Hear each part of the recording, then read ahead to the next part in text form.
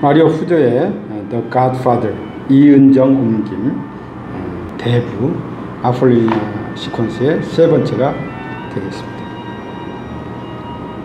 마이클의 진짜 신분과 행적을 아는 돈 토마시노는 항상 그를 존경스러운 동료로 대하면서 조심스러워했다. 그러나 이 단순한 양치기들은 나름대로 마이클을 판단했을 뿐 그렇게 중요한 임무이라고 생각하지 않았다. 그러나 마이클의 차가운 시선과 굳어진 하얀 얼굴, 그리고 얼음에서 김이 나듯 분노가 솟아나는 표정을 보자 그들 얼굴에선 웃음기가 사라지고 친근하고 거리낌 없던 표정도 일순 가셔버렸다. 그들이 적절한 존경을 표하자 마이클이 말했다. 가서 그 사람을 이리 데려오시오. 그들은 주저하지 않고 루파라 총을 어깨에 맨 다음 어두컴컴하고 서늘한 카페 안으로 들어갔다. 잠시 후 그들은 카페 주인을 양쪽에서 호위하고 나왔다. 뚱뚱한 주인은 놀란 것 같지는 않았지만 아직 화가 풀리지 않은 표정에 조심스러워하는 눈치였다. 마이클은 의자에 등을 기대고 잠시 동안 카페 주인을 뚫어지게 쳐다보았다. 잠시 후 그가 조용한 목소리로 말했다. 따님에 대한 얘기를 듣고 기분이 나쁘셨을 줄로 압니다. 사과드립니다. 전 이 지방에 처음 왔기 때문에 풍습을 잘 모릅니다. 하지만 이 점만은 말씀드리고 싶습니다. 전 전혀 당신이나 따님을 모욕하려는 뜻은 없었습니다. 경호원이 목동들은 이 말에 감명을 받았다. 마이클의 목소리는 예전에 자신들을 대하던 때와 전혀 다르게 들렸다. 비록 사과하는 말이었지만 위험과 권위가 들어있었다. 카페 주인은 어깨를 으쓱 하면서도 그를 여느 농부들처럼 상대해서는 안 된다는 사실을 깨닫고 조심스러워하기 시작했다. 당신은 대체 누구고 내 딸한테 바라는 게 뭡니까? 마이클은 주저없이 대답했다. 난 미국인이고 내 나라에서 경찰과 문제가 있어 시칠리아에 숨어 지내고 있습니다. 내 이름은 마이클입니다. 아마 경찰에 내 이름을 대면 포상금을 두둑하게 받을 수 있을 겁니다. 다만 따님은 남편을 얻는 대신 아버지를 잃게 되겠죠. 어쨌든 따님을 만나고 싶습니다. 물론 허락해 주신다면 가족들이 보는 앞에서 만나겠습니다. 모든 예의와 존경심을 갖추고 말입니다. 난 명예를 아는 사람입니다. 그렇기 때문에 따님에게 무리한 짓을 하는 일은 없을 겁니다. 따님을 만나 대화를 나누고 싶습니다. 그러다 서로 마음에 들면 결혼도 할 수도 있겠죠. 만약 그렇지 않다면 다시는 나타나지 않겠습니다. 따님이 날 매정한 사람이라고 생각할지도 모르지만 어쩔 수 없는 거 아닙니까? 하지만 적당한 때가 되면 장인되는 분께 저에 대해 아셔야 할 것을 모두 말씀드리겠습니다. 세 사람은 어리둥절해서 마이클을 쳐다보았다. 진짜 벼락을 맞았군. 파브리지오가 놀란 얼굴로 중얼거렸다. 카페 주인은 조금 전처럼 자신만만하거나 경멸하는 듯한 표정은 짓지 않았다. 노여움도 사라진 것 같았다. 마침내 그가 물었다. 당신 친구들의 친구요? 시칠리아의 보통 사람들은 마피아라는 말을 입 밖에 낼 수 없었기 때문에 마이클이 마피아의 단원인지 물을 때는 카페 주인처럼 말할 수밖에 없었다. 누군가에게 마피아의 단원인지 완곡하게 물어보는 일반적인 방법이었다. 아닙니다. 난 이 지역의 처음입니다. 마이클이 말했다. 카페 주인은 마이클의 상처난 얼굴과 시칠리아에선 보기 드문 긴 다리를 다시 한번 쳐다보았다. 그는 루파라를 어깨에 맨 두 복동이 카페에 들어와서 자기 두목이 그에게 할 얘기가 있다고 당당하게 말했던 것을 떠올렸다. 그 개새끼를 테라스에서 내쫓아야겠다 라고 카페 주인이 시근덕거리며 말하자 목동 하나가 내 말 잘 들으시오. 빨리 나가서 당신 직접 말하는 게 신상에 좋을 거요 라고 말했다. 카페 주인은 어떠한 힘에 이끌려 밖으로 나왔다. 그리고 이제는 그 어떠한 힘에 이끌려 이 이방인에게 예의를 갖춘 것이 좋을 것 같다는 생각이 들었다. 카페 주인은 마지못해 말했다. 일요일 오후에 오시오. 내 이름은 비텔리라고 하오. 집은 마을이 언덕 너머에 있어. 하지만 이 카페로 오시면 내가 데리고 가겠어. 파브리지오는 뭐라고 말하려 하다가 마이클의 시선을 받고 그대로 입을 꽉 다물어버렸다. 비텔리는 이 모습을 놓치지 않았다. 그는 마이클이 자리에서 일어나 악수를 청하자 주저앉고 웃으며 손을 내밀었다. 급할 것 없다.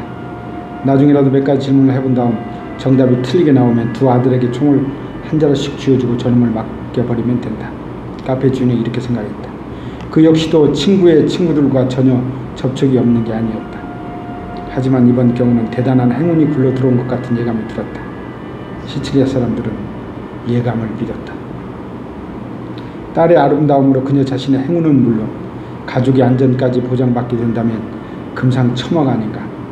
몇몇 청년들이 벌써 딸에게 추근되기 시작했는데 얼굴에 흉터가 있는 이 외국인 청년이라면 그들을 쫓아버릴 수 있을 것이다. 비텔리는 자신의 호감을 표현하기 위해 가장 좋은 병에 가장 차가운 포도주를 담아 외국인의 손에 들려주었다.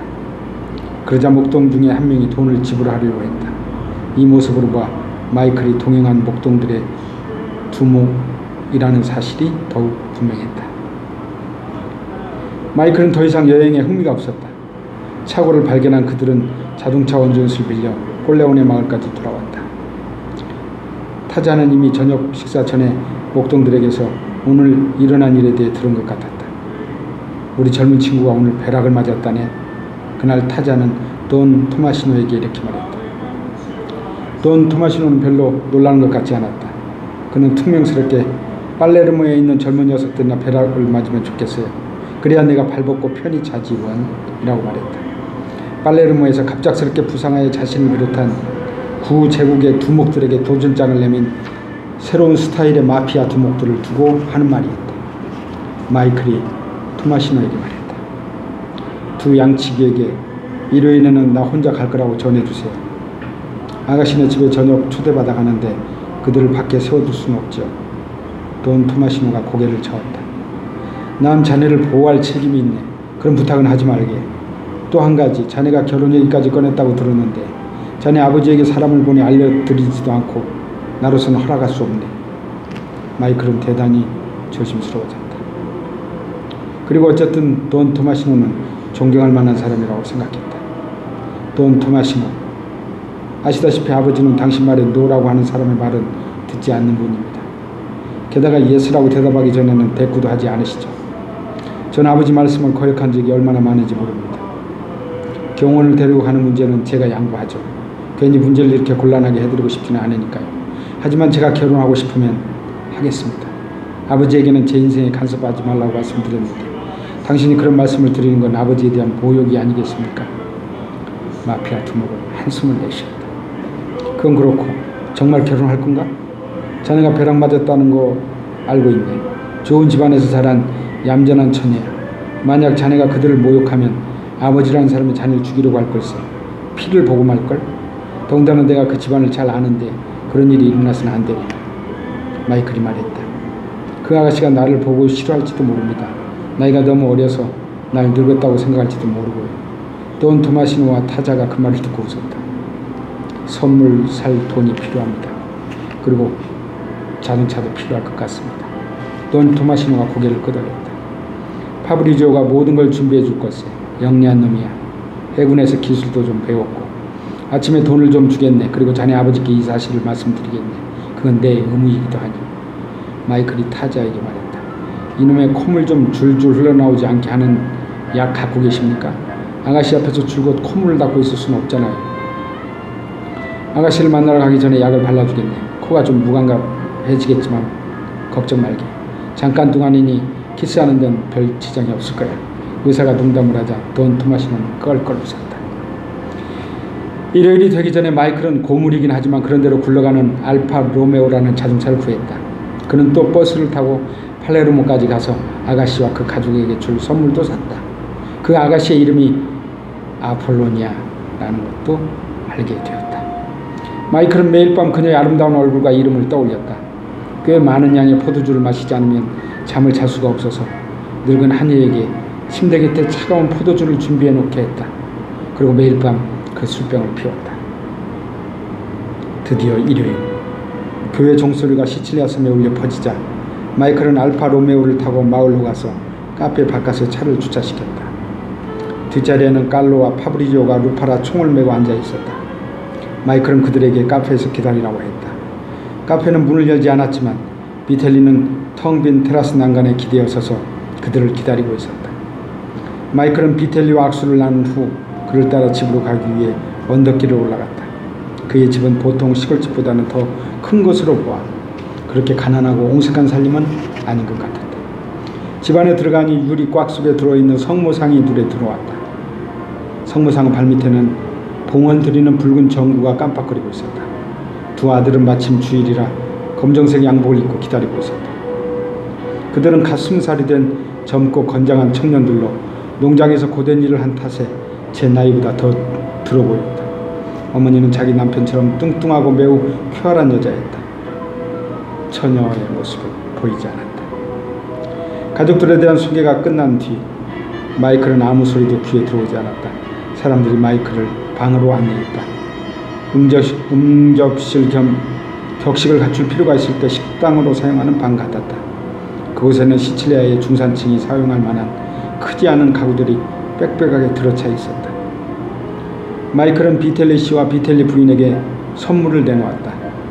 예비 장인을 위해 금으로 된 담배 칼, 장모에게는 팔레르모에서 살 수 있는 최고급 옷감 한 필을 선사했다. 처녀를 위한 선물은 아직 손에 들고 있었다. 그들은 감사의 마음으로 선물을 받았다. 그러나 선물은 너무 이른 감이 있었다. 두 번째 방문할 때까지는 선물을 하지 않아도 되었다. 비텔리는 이 지방 풍속대로 남자 대 남자로서 말을 꺼냈다. 우리가 낯선 사람을 쉽게 집으로 초대했다고 해서 우리를 하찮게 생각하시지 말길 바랍니다. 돈 토마시노가 당신을 보증하기 때문입니다. 이 지역에서 그런 훌륭한 분의 말씀을 의심하는 사람은 없으니까요. 그래서 우리가 당신을 환영하는 겁니다. 하지만 미리 말씀드리는데 대기 내 딸에 대해 진지하게 생각한다면 우린 당신과 당신 가족에 대해 좀 더 알아야 합니다. 당신 부모는 이 고장 출신이라고 알고 있습니다만. 마이클은 고개를 끄덕이며 공손하게 말했다. 언제든지 물어보시면 대답하겠습니다. 그때 비텔리가 손을 위로 쳐들었다. 아니, 난 꼬치꼬치 깨무는 걸 좋아하는 사람은 아닙니다. 생각나면 물어보죠. 지금은 돈 토마시노의 친구로서 당신을 환영합니다. 코 속에 약을 발랐는데도 마이클은 방 안에 처녀가 들어왔다는 것을 냄새로 알 수 있었다. 고개를 돌리니 뒷마당으로 통하는 아치형의 문가에 처녀가 서 있었다. 그 냄새는 싱그런 들꽃과 레몬꽃이 어우러진 향기였다. 그녀는 아무 장식도 없는 검은색 곱슬머리에 일요일 교회에 갈 때 입는 것이 분명한 무늬 없는 수수한 검정색 드레스를 입고 있었다. 그녀는 마이클을 흘끗 보며 엷은 미소를 보내더니 새침하게 시선을 내리깔고 어머니 옆자리에 앉았다. 마이클은 또 한 번 숨이 멎고 미칠 듯한 소유욕으로 온몸에 피가 솟구치는 것 같았다. 그는 처음으로 이탈리아 남자 특유의 질투심을 이해할 것 같았다. 그 순간 마이클은 그녀를 건드리거나 빼앗아 가려는 사람은 누구라도 죽여버릴 것만 같은 충동에 휩싸였다. 그는 수전노가 금화를 탐하고 소작이 자기 땅을 원하듯 무슨 수를 써서라도 그녀를 자기 소유로 만들어버리고 싶었다. 그런 다음 집에 가두어두고 자신만의 포로로 만들고 싶은 마음이 간절했다. 그는 다른 사람이 그녀를 쳐다보는 것도 싫었다. 그녀가 자기 오빠를 바라보며 미소를 지었을 때 마이클은 자신도 모르게 사리를 띈 눈으로 그를 바라봤다. 가족들은 그게 벼락 맞은 사람의 전형적인 행동이라는 것을 이해하고 안심했다. 적어도 두 사람이 결혼하기 전에는 이 젊은이가 딸의 소나귀에 놀아날 것이다. 물론 그 후에는 상황이 바뀌겠지만 그건 아무래도 상관없었다. 팔레르모에서 새 옷을 사입은 마이클은 더 이상 허름한 농부 같아 보이지 않고 귀티가 흘렀다. 가족들은 그가 한자리 하는 사람이 틀림없다고 생각했다. 그의 일그러진 얼굴도 더 이상 흉측하게 보이지 않았다. 다른 쪽 옆모습은 잘생겼기 때문에 그런 점이 오히려 흥미롭기까지 했다.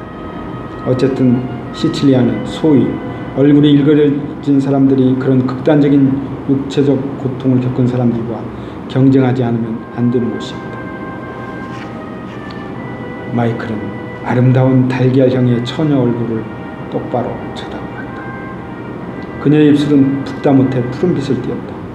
그는 감히 그녀의 이름은 부르지도 못하고 지난번에 오렌지 나무 숲에서 한번 본 적이 있죠. 그때 달아났잖아요. 놀라지 않았어요? 라고 말했다. 처녀는 눈을 들어 잠깐 그를 보더니 고개를 끄덕였다. 그녀의 사랑스러운 눈길이 닿자 마이클은 고개를 돌렸다. 비텔리 부인이 엄하게 말했다. 아폴로니아, 저 불쌍한 분에게 대답을 해야지. 널 만나려고 멀리서 오셨잖니? 그러나 그녀의 칠흑처럼 까맣고 긴 속눈썹은 눈 위를 덮은 날개처럼 닫힌 채 열리지 않았다. 마이클은 그녀에게 금색 포장지로 싼 선물을 건넸다. 그녀는 선물을 무릎 위에 올려놓았다. 얘야, 어서 열어봐라. 비틀리 씨가 말했다. 그러나 그녀는 손끝 하나 까딱하지 않았다. 그녀의 작은 손은 가무잡잡한 게 마치 장난꾸러기의 손 같았다. 비틀리 부인은 참지 못하고 선물을 빼앗아 고급스러운 포장지가 찢어지지 않도록 조심스럽게 풀었다. 붉은 벨벳 보석 상자가 나오자 그녀는 잠시 머뭇거렸다. 그녀는 한 번도 이런 물건을 막 가져보지 못해서 어떻게 열어야 하는지 몰랐다. 그러나 여기저기 만져보더니 이내 뚜껑을 열고 선물을 꺼냈다. 선물은 목에 걸 수 있는 두꺼운 금색 줄이었다. 꽤 값어치가 나갈 뿐만 아니라 시칠리아에서는 금을 선물하는 것이 진지한 의사표시이기 때문에 모두들 놀랐다. 그것은 결혼할 마음이 있다는 의사를 표현한 것이며 청혼한 것이나 다름없었다. 그들은 더 이상 이 외국인의 마음에 대해 의심하지 않았다.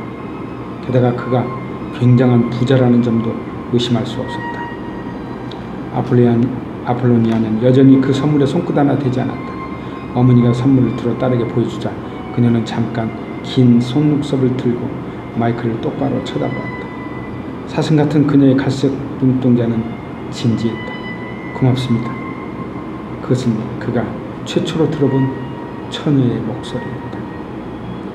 젊고 풋풋하고 수줍어하면서도 솜털처럼 부드러운 음성이 마이클 귓가에 울려 퍼졌다. 마이클은 처녀를 쳐다보지 않고 그녀의 부모하고만 이야기를 나눴다. 쳐다보기만 해도 정신이 혼미해졌기 때문이다. 수수하고 헐렁한 옷을 입었는데도 그녀의 몸에서는 관능미가 흘러넘쳤다. 그녀의 얼굴이 붉어지자 검고 매끄러운 피부도 더욱 검붉어졌다. 마침내 마이클은 자리에서 일어났고 가족들도 따라 일어났다. 그들은 정식으로 작별 인사를 마쳤다. 마지막으로 아폴로니아와 악수할 차례가 되었다. 그녀의 손은 따뜻했지만 놀랍게도 농부처럼 거칠었다. 비텔리는 마이클을 언덕 아래 자동차가 있는 곳까지 배웅해주면서 다음 주 일요일 저녁 식사에 초대했다. 마이클은 고개를 끄덕이면서도 그때까지 기다릴 수 없을 것 같았다. 물론 마이클은 일요일까지 기다리지 않았다. 그는 이튿날 목동들을 따돌리고 혼자 차를 몰고 마을로 갔다. 그리고 카페 테라스에 앉아 아폴로니아의 아버지와 이야기를 나누었다. 그를 애처롭게 여긴 비텔리는 자기 아내와 딸 카페로 내려오라고 했다. 이번 만남은 덜 어색했다. 아폴로니아는 무늬가 들어간 드레스를 입었는데 피부색과 어울려서 훨씬 아름다워 보였다. 그 이튿날에도 똑같은 일이 벌어졌다. 그러나 이번에는 마이클이 선물한 목걸이를 걸고 카페로 내려왔다. 그게 어떤 신호라는 것을 깨닫고 마이클은 미소를 지었다. 마이클이 아폴로니아와 언덕을 올라가는데 어느새 그녀의 어머니가 바싹 따라오고 있었다. 그래서 두 젊은이는 몸을 살짝 스치기만 하는 것도 불가능했다. 딱 한 번 아폴로니아가 비틀거리며 마이클 쪽으로 넘어지려는 걸 그가 붙잡아 준 적이 있었다. 그때 손에 전해지던 아폴로니아의 온기와 생동감에 마이클은 온몸에서 뜨거운 피의 경랑이 이는 것을 느꼈다. 뒤에서 그 모습을 본 어머니는 싱긋 웃었다. 사냥처럼 자란 아폴로니아는 기저귀 차던 아기 때부터 산길에서 비틀거린 적이 없었기 때문이다.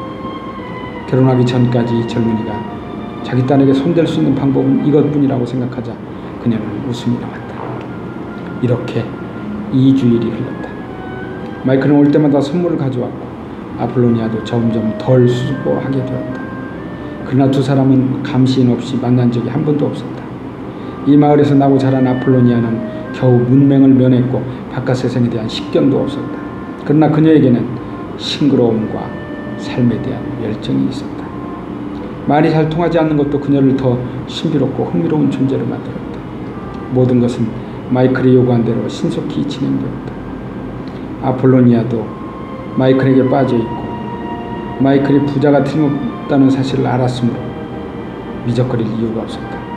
결혼 날짜는 2주일 뒤 일요일로 정해졌다. 돈 토마시노도 결혼 준비에 착수했다.